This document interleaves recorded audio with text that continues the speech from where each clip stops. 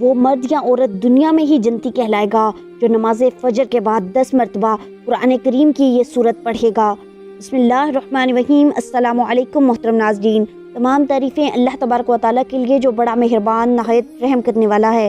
کروڑا درود آقائے دو جہان نبی مہرباں محمد مصطفیٰ صلی اللہ علیہ وسلم پر، آپ کی آل و اولاد پر، آپ کے تمام اصحاب پر۔ اللہ تعالیٰ مغفرت فرمائے آپ کی، میری اور ساری امت کے مسلمانوں کی، آمین۔ محترم ناظرین، جو مرد یا عورت روزانہ نماز فجر کے بعد قرآن کریم کی یہ سورت 10 مرتبہ پڑھے گا وہ دنیا میں ہی جنتی کہلائے گا۔ اس سورت کو پڑھنے سے نہ صرف دنیا میں اجر و ثواب ملے گا بلکہ آخرت کی بھی تیاری ہوتی رہے گی۔ محترم ناظرین، جو لوگ قرآن پاک کو مضبوطی سے تھام لیتے ہیں وہ دنیا میں بھی عزت و مقام حاصل کرتے ہیں اور آخرت میں بھی ان کا ٹھکانہ جنت ہوتا ہے، اور جو لوگ قرآن کریم کی تعلیمات سے دور ہو جاتے ہیں، اپنی زندگی اپنی مرضی اور چاہت سے بسر کرتے ہیں، تو پھر ایسے لوگوں کو اللہ ذلیل و خوار کر دیتا ہے۔ اللہ کے ایک بزرگ حضرت سیدنا خالد بن معدان رحمۃ اللہ علیہ فرماتے ہیں کہ قرآن پاک پڑھنے اور پڑھانے والے کے لیے سورت ختم ہونے تک فرشتے استغفار کرتے رہتے ہیں۔ اس لیے جب تم دن کے آغاز میں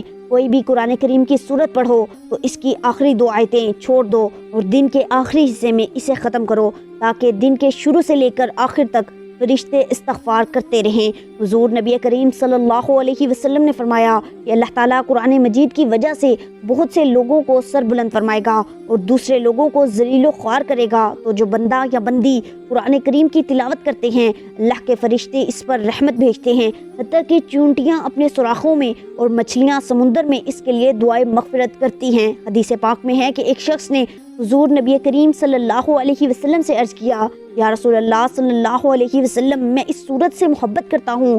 تو آپ صلی اللہ علیہ وسلم نے فرمایا کہ اس سورت کی محبت تجھے جنت میں لے کر جائے گی۔ تو جو بھی مسلمان مرد یا عورت روزانہ نماز فجر کے بعد قرآن کریم کی یہ سورت صرف 10 مرتبہ پڑھتا ہے تو اللہ تعالیٰ ان کو دنیا ہی میں جنت کی بشارت دے دیتا ہے۔ محترم ناظرین، ہمارا عقیدہ یہ ہے کہ اللہ اس پوری کائنات کا خالق ہے اور اس دنیا میں موجود ہر شے کی پیشانی پر اس کی عظمت اور علم کی نشانیاں جلوانواں ہیں۔ اب چاہے وہ ہمارا وجود ہو یا جمادات و نباتات ہوں، آسمان کے ستارے ہوں یا عالم بالا، ہمارا عقیدہ ہے کہ ہم اس دنیا کے رازوں کے بارے میں جتنا زیادہ غور و فکر کریں گے، اس ذات پاک کی عظمت، قدرت اور علم کے بارے میں ہم کو اتنی ہی زیادہ جانکاری حاصل ہوگی۔ جیسے جیسے انسان کا علم بڑھ رہا ہے ویسے ویسے اس کے علم و حکمت ہم پر ظاہر ہوتے جا رہے ہیں اور اس سے ہماری فکر میں اضافہ ہو رہا ہے۔ یہ فکر ہی اس ذات سے عشق کو اور زیادہ بڑھائے گی اور ہر لمحے ہم کو اس مقدس ذات سے زیادہ قریب کر دے گی اور اس کے نور جلال و جمال میں غرق کر دے گی۔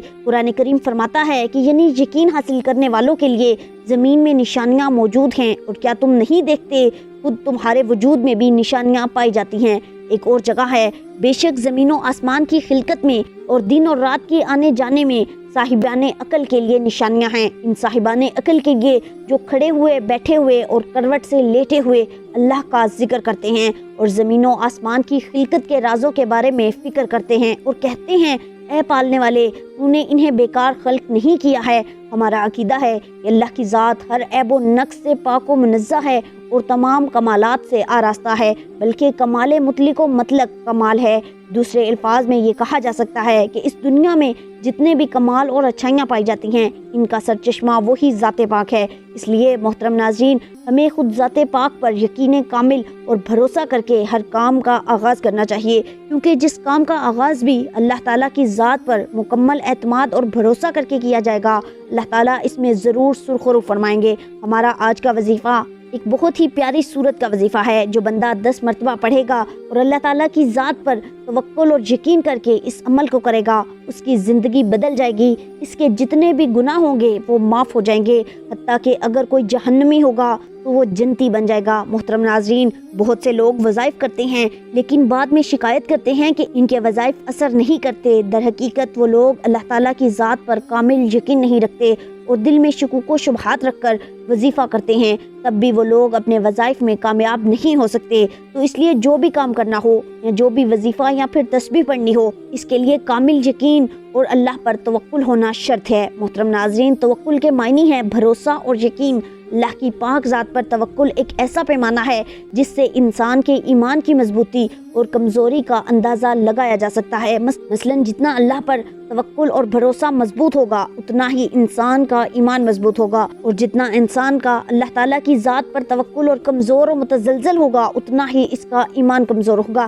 مطلب یہ کہ انسان ہر وقت اللہ تعالیٰ کی ذات عظیم پر مضبوط توکل اور بھروسہ رکھے۔ بعض اوقات انسان سوچتا یا کہتا ہے کہ یہ سب تو ٹھیک ہے کہ ہر کام اللہ تعالیٰ کے حکم اور منشا سے ہی ہوتا ہے، وہی مسبب الاسباب ہے، وہی وسیلہ اور ذریعہ بناتا ہے، لیکن اگر میں نے یہ فلاں کام یا فلاں طریقہ اختیار نہ کیا تو نتیجہ مشکوک بھی ہو سکتا ہے۔ بس یہی سوچ اور وسوسہ شیطانی انسان کو توکل اور یقین سے ہٹا دیتا ہے۔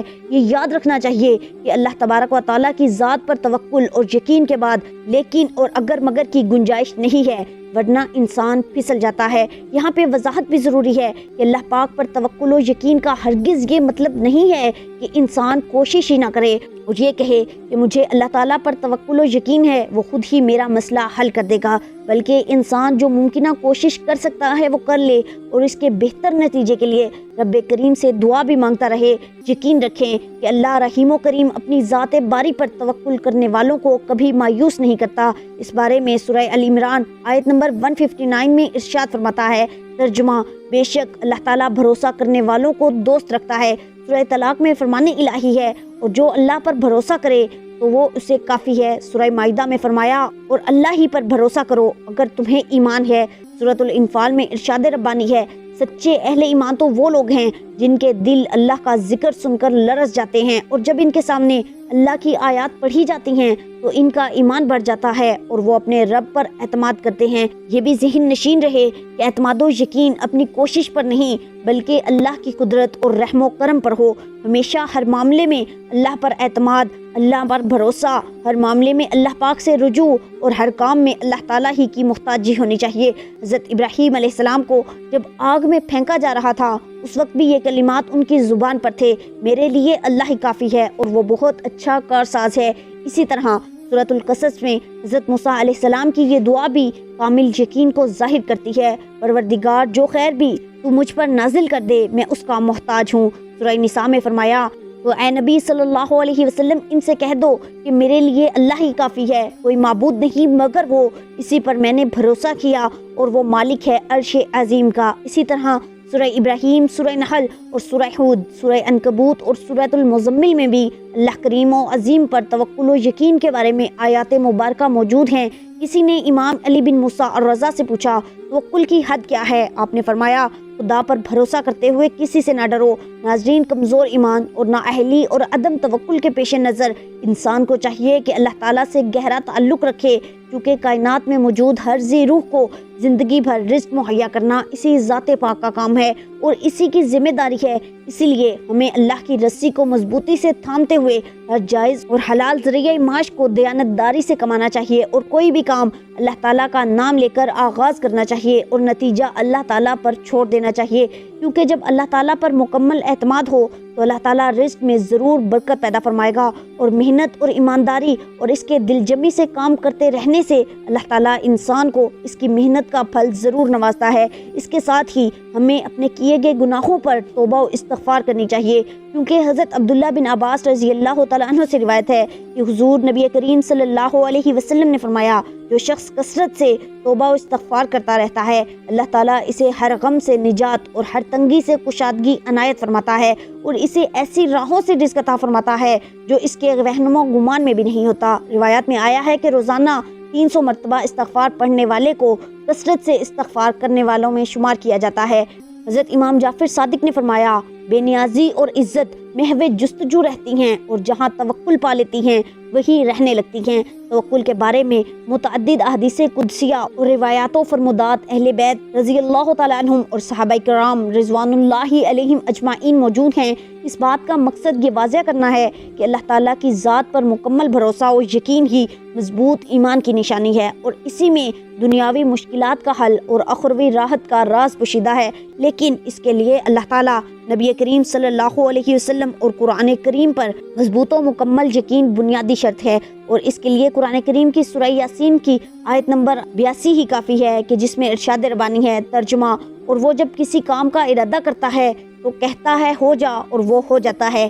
तो जब सब काम अल्लाह ताला के हुक्म ही से मुंसलिक हैं और इसके हुक्म और मंशा के बगैर कुछ भी नहीं हो सकता, तो फिर अल्लाह पाक पर तवक्कुल और भरोसा और यकीन मुहक्किम न करने में क्या अमर माने हो सकता है। वही खालिक व मालिक और परवरदिगार है। तमाम कायनात इसके ताबे हैं, बादशाह है या फ़कीर, सब इसके मोहताज हैं। तो फिर इसको छोड़कर इंसान की मोहताजी करना बदबख्ती नहीं तो और क्या है। अल्लाह करीम हम सबको तकवा और मुकम्मल यकीन नसीब फरमाए और मुकम्मल तवक्कुल नसीब फरमाए, आमीन। इसके अलावा मोहतरम नाज़रीन, तवक्कुल की कमी के साथ साथ आजकल की हमारी नौजवान नस्ल शऊर की भी कमी है, जिसकी वजह से इनके रिज़्क में तंगी कर दी जाती है और जब वो तंगदस्ती का शिकार हो जाते हैं तो ज़ुबान से कलिमाते नाशुक्री अदा करते हैं जो अल्लाह ताला की नाराज़गी का सबब बनते हैं। क्योंकि इंसान जितना अल्लाह का शुक्र अदा करता है उतना ही इसके रिज़्क में इजाफा कर दिया जाता है और इंसान जितनी नाशुक्री करता है उतना ही इसके रिज़्क में कमी और इसको तंगदस्त किया जाता है। लेकिन इस नाशुक्री और अदम तवक्कुल के साथ साथ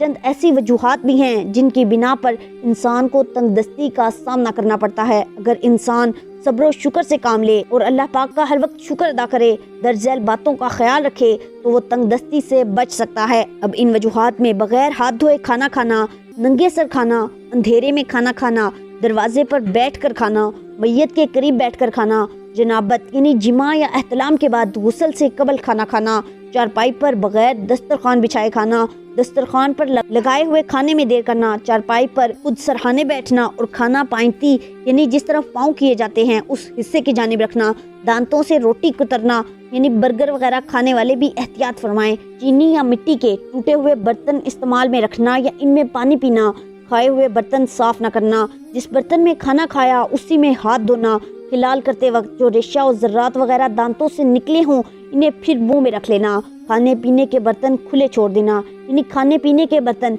बिस्मिल्लाह कहकर ढांक देने चाहिए। ये बलाएं उतरती हैं और ख़राब कर देती हैं और फिर वो खाना और मशरूब बीमारियां लाता है। रोटी या खाने वाली चीज़ को ऐसी जगह रखना कि बेअदबी हो और पाँव में आए। ज़्यादा सोने की आदत, इससे जहालत भी पैदा होती है।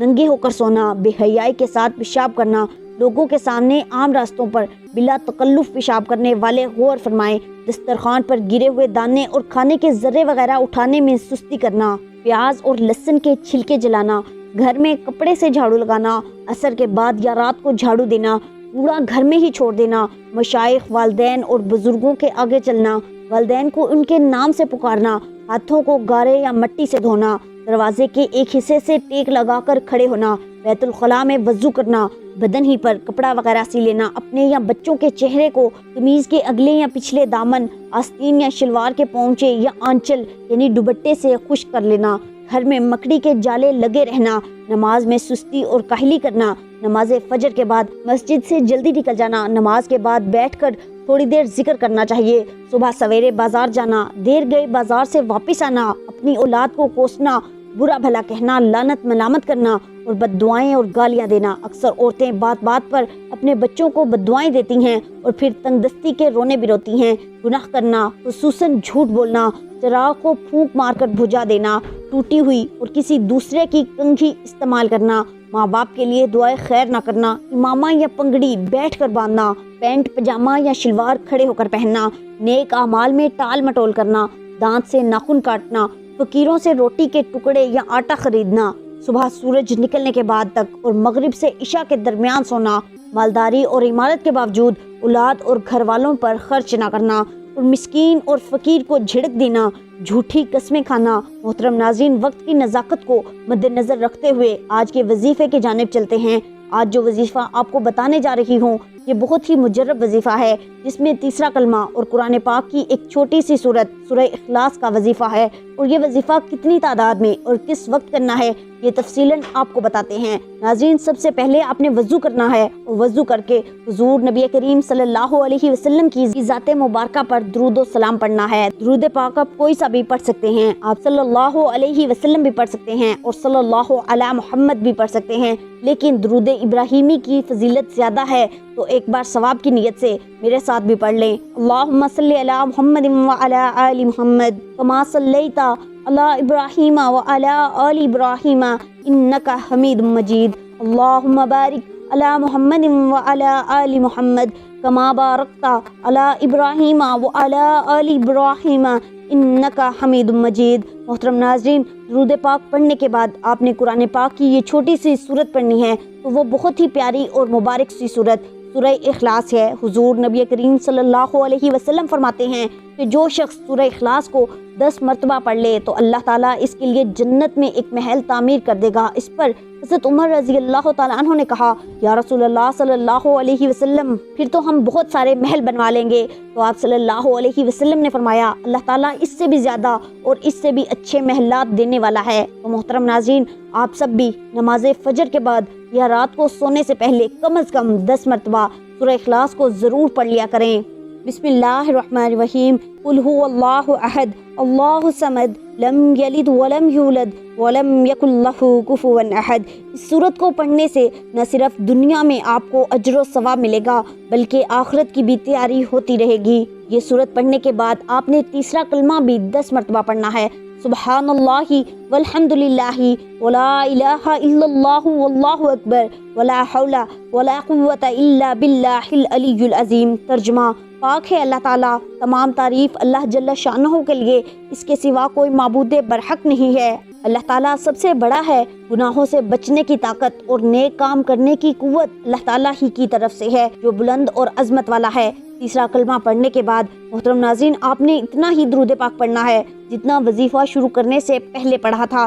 اس سورت کو اور یہ کلمہ پڑھنے سے آپ کے لیے ہر میدان میں کامیابی کے دروازے کھلیں گے، اور لکھا ہے کہ اس سورت کو ہر روز 60 مرتبہ پڑھنے سے انشاءاللہ ہر بلا سے ہر مصیبت سے محفوظ رہیں گے اور فتح و مدد میسر ہوگی۔ سورت اخلاص کو اور اس کلمے کو فجر کے بعد صرف 10 مرتبہ روزانہ پڑھنے کا معمول بنا لے، انشاءاللہ جو سوچیں گے ویسا ہی ہوگا، جو مانگو گے وہ ملے گا، بس یقین اور ایمان مضبوط ہونا چاہیے۔ حضرت عائشہ رضی اللہ تعالیٰ عنہ فرماتی ہیں، حضور نبی کریم صلی اللہ علیہ وسلم نے ایک صاحب کو ایک مہم پر روانہ کیا۔ وہ صاحب اپنے ساتھیوں کو نماز پڑھاتے تھے اور نماز میں ختم قل هو اللہ احد پر کرتے تھے۔